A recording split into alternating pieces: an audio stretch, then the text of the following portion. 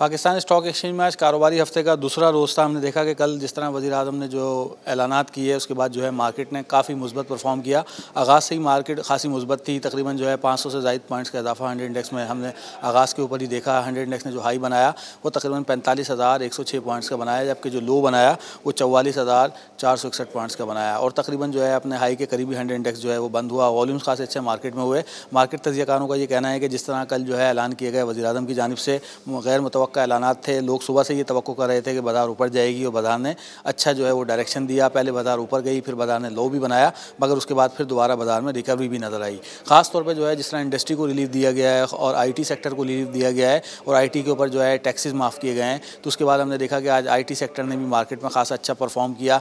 Top volume में भी हमें आईटी सेक्टर के शेयर नज़र आए। WTL हमने देखा कि टॉप वॉल्यूम में आज हमें नज़र आया। उसके अलावा TRG नज़र आया, टेलीकार्ड नज़र आया। बड़े अरसे के बाद जो है हमने देखा कि थर्ड लेयर स्किट्स में खासतौर पर टेलीकॉम सेक्टर में जो है वो एक्टिविटी देखी गई।